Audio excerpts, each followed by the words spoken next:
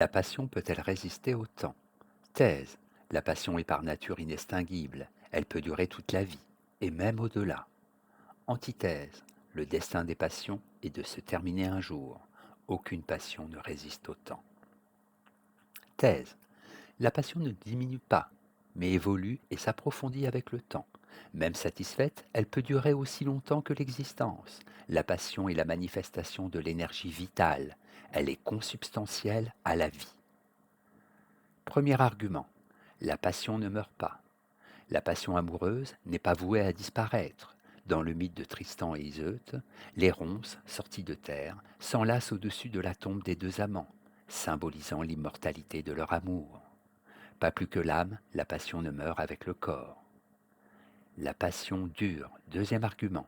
Certains amants, à l'image de Louis Aragon et d'Elsa Triolet, s'aiment jusqu'à la mort. Certes, les passions anciennes apparaissent moins exaltées que celles de la jeunesse, mais c'est parce que la passion, en s'approfondissant, accède à la sérénité. Les amants finissent par ne plus faire qu'une seule personne. Cette union est l'aboutissement de leur amour satisfait. Troisième argument. La passion, c'est la vie. On devient stupide dès qu'on cesse d'être passionné, dit Helvétius. Le mot stupide veut aussi dire hébété, inerte. Ainsi, la passion est la manifestation naturelle de l'énergie vitale. Elle n'est pas un état exceptionnel, une exaltation excessive et provisoire des sentiments. Elle est la substance même de la vie, et pour cette raison, elle résiste aux vicissitudes de l'existence. En bref, la passion n'est pas vouée à s'éteindre. Elle peut durer jusqu'à la mort, voire, si on admet l'existence de l'âme, au-delà. Synthèse. La passion ne peut pas résister au temps. En effet, dans les relations amoureuses, la passion des débuts finit toujours par disparaître. La passion s'éteint ou se transforme en haine. Seules les relations fondées sur l'estime et la raison peuvent durer. Premier argument. La passion disparaît tôt ou tard. Combien de couples qui semblaient s'aimer passionnément finissent après quelques années de mariage par divorcer, parce que les conjoints ne se supportent plus, se disputent, se haïssent. Une mystérieuse fatalité fait que la passion finit tôt ou tard par disparaître et par céder la place à l'indifférence, à la haine et à l'ennui. L'amour fou ne peut pas durer. Deuxième argument.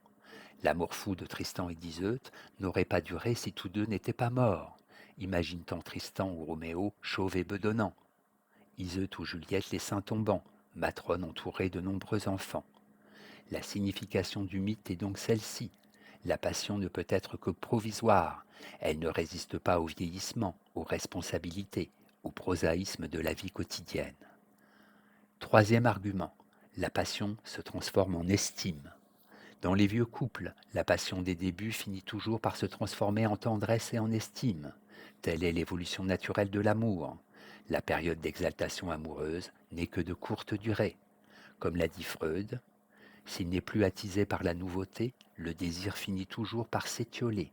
Si certains couples se maintiennent longtemps, c'est plus par amitié, par habitude, par raison, par devoir que par passion.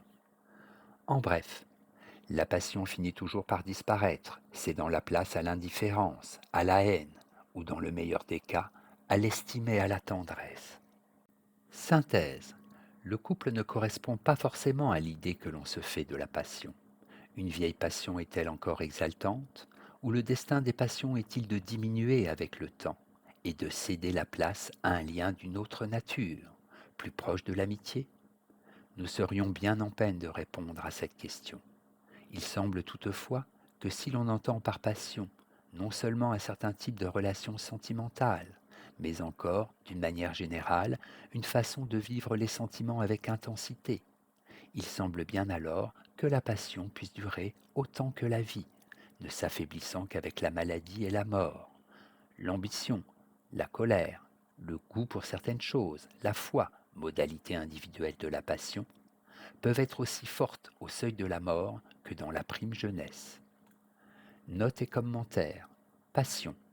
Tout penseur grec était aussi un penseur passionné, dit Kierkegaard. La philosophie, la recherche de la vérité, de la sagesse, de la sérénité peuvent aussi être des passions, et non forcément des renoncements désenchantés à la passion. Citation. Rien de grand n'a jamais été ni ne sera jamais accompli sans les passions. Hegel, Leçon sur la philosophie de l'histoire.